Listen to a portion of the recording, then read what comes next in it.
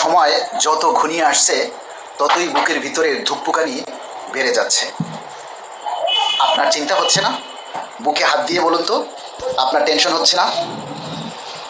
দেখুন, আমরা সেই 2018 সালের পর থেকে আন্দোলন করে আসছি, একটার পর একটা প্রোগ্রাম কর্মসূচি দিয়ে আমরা সরকারকে আমাদের দাবির কথা জানিয়ে আসছি। তারই ধারাবাহিকতায় এই সরকার ক্ষমতায় আসার পর বাংলাদেশ সরকারি কর্মকর্তা কর্মচারী কল্যাণ সমিতি 22 লক্ষ সরকারি কর্মকর্তা কর্মচারীদের দাবির কথা বলে আসছে, প্রচার করে আসছে। আমরা কিন্তু কখনো বলিনি পে স্কেল হয়ে গেছে, বাজেটে বরাদ্দ রেখে দিয়েছে, এটা সেটা।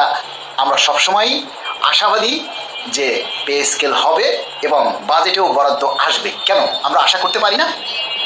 আরে মিয়া, ভালো খবর বা খারাপ খবর আপনি সেখানে আলহামদুলিল্লাহ বলবেন। যারা আলহামদুলিল্লাহ নিয়ে মস্করা করে, আলহামদুলিল্লাহ বলাকে নিয়েও কথা বলে, বুঝতে হবে তারা নাফরমান। আল্লাহ বলেছেন, তুমি যদি খারাপ অবস্থায় থাকো তারপরও তুমি আল্লাহর শুকরিয়া আদায় করো। আপনি কষ্টে আছেন, তারপরও যদি আপনাকে কেউ জিজ্ঞেস করে ভাই কেমন আছেন, আপনি কি বলেন? না ভাই ভালো না, নাকি বলেন আলহামদুলিল্লাহ ভালো আছি? তেমনি আমরাও যখন বিশ্বস্ত সূত্রে বা মিডিয়ার মাধ্যমে কোনো খবর জানি তখন আমরা আলহামদুলিল্লাহ বলি। হয়তো আল্লাহর শুকরিয়া আদায় করার কারণে ওই নিউজটা নেগেটিভ হলেও হয়তো আল্লাহ ওটাকে পজিটিভ করে দিতে পারে। 11 তারিখ বাজেট ঘোষণা, 7 তারিখ বাজেট অধিবেশন শুরু। সারা বাংলাদেশে 22 লক্ষ কর্মচারী পে স্কেলের সুবিধা ভোগ করবে। সারা বাংলাদেশের 22 লক্ষ কর্মচারীর শরীরের ভিতরে আজকে রক্ত টকবাক টকবাক করছে, কি জানি কি হয় 11 তারিখ বাজেটে। এই একটা টেনশন সবার মধ্যে কাজ করছে। কেন কাজ করছে?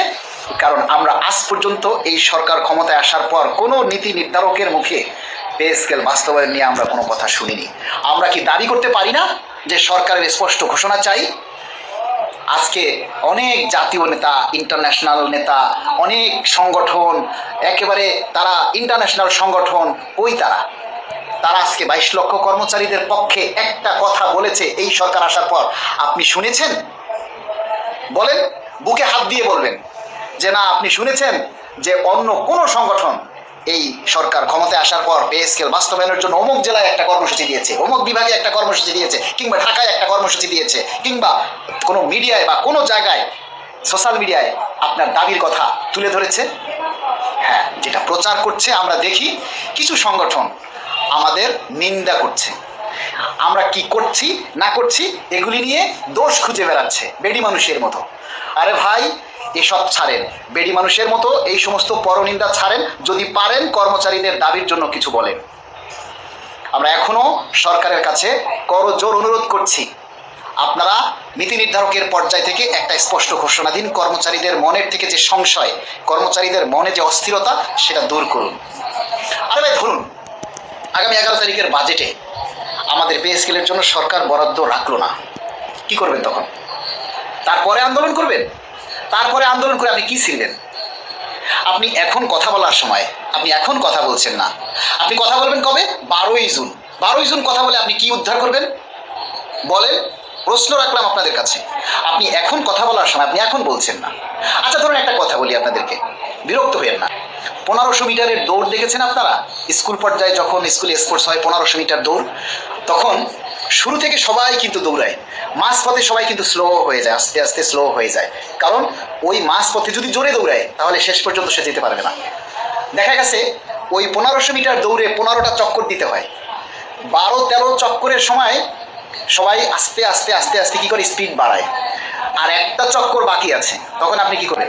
চুপ করে থাকবেন নাকি আপনার স্পিডকে আরো বাড়িয়ে দিবেন? বলেন, প্রশ্ন রাখলাম আপনার কাছে। 15টা চক্কর দিবেন, এই 15 চক্করের মধ্যে যখন 14 চক্কর হয়ে যাবে, 15 চক্করের সময় আপনি কি স্পিড বাড়িয়ে দিবেন নাকি থেমে যাবেন নাকি আস্তে আস্তে হাঁটবেন? তাহলে ওই 15 চক্করের সময় আপনার উচিত হবে আপনার সর্বস্বটা দিয়ে, আপনার শরীরে যত শক্তি আছে সেটা প্রয়োগ করে আপনি ওই 15 নম্বরের সার্কেলটা আপনি অতিক্রম করবেন, তাহলে আপনি জয়লাভ করবেন।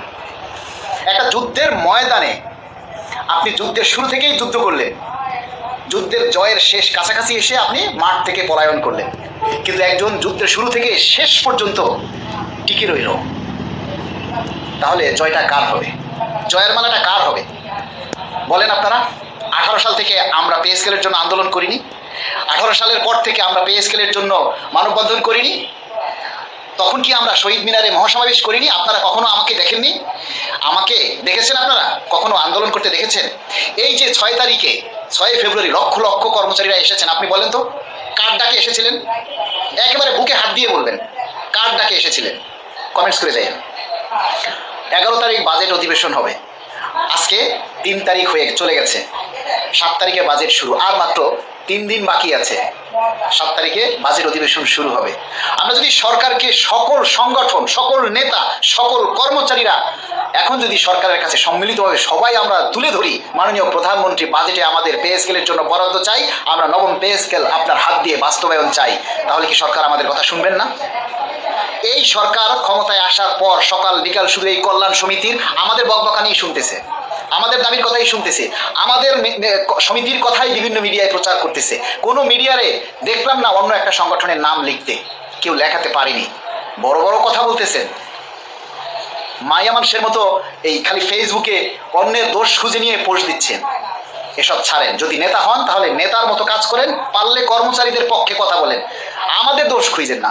আরে ভাই 22 লক্ষ কর্মচারী, সবাই আমার বন্ধু না, আবার সবাই আমার শত্রু না। কিছু আছে আপনাদের ভক্ত, কিছু আছে আমাদের ভক্ত, সবাই, এটা চিরাচরিত নিয়ম, সবাই এক না। আপনার যারা পক্ষের তারা আপনার কাছে ভালো থাকবে, আমার যারা পক্ষের তাদের কাছে আমি তাদের কাছে ভালো থাকবো। আপনার পক্ষের লোকের কাছে আমি কোনোদিন ভালো হতে পারবো না, কোনোদিন পারবো না, আর আমার পক্ষের লোকের কাছে আপনি কোনোদিন ভালো হতে পারবেন না। এই সমস্ত সোশ্যাল মিডিয়ায় অন্যের দোষ খুঁজেন না, গীবত কইরেন না।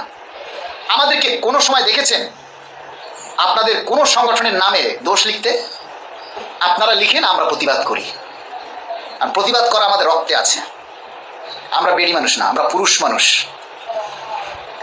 যাই হোক, প্রিয় সরকারি কর্মচারী ভাই ও বোনেরা, অনেক কিছু বলে ফেলছি, ভিডিওটা লম্বা করে ফেলেছি, জানি আপনারা এত সময় নিয়ে দেখবেন না আর আমার কথাও শুনবেন না।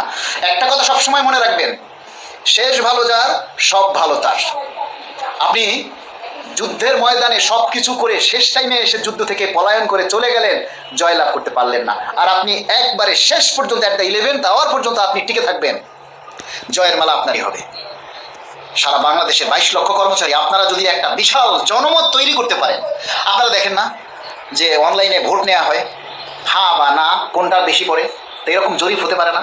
আমরা 22 লক্ষ কর্মচারী সবাই যদি আমরা এই সোশ্যাল মিডিয়ায় দাবি তুলতে পারি যে বাজেটে বরাদ্দ চাই, শতভাগ বেসিক বাস্তবায়ন চাই, অবশ্যই সেই মতামতকে সরকার গুরুত্ব দেবে, কারণ এই মতামতকে আপনাদের ভাইরাল করতে হবে, তবেই প্রশাসনের নজরে আসবে, সরকারের নজরে আসবে। তখন সরকার দেখবে আমাদের জরিপে যে না, 22 লক্ষ কর্মচারী সবাই পে স্কেল চায়। আজকে তো সরকার বুঝতে পারতেছে যে পে স্কেলের দাবিতে আসলে কতজন কথা বলে, সবাই তো চুপ, তাহলে আমরা সরকারকে কিভাবে দোষারোপ করব?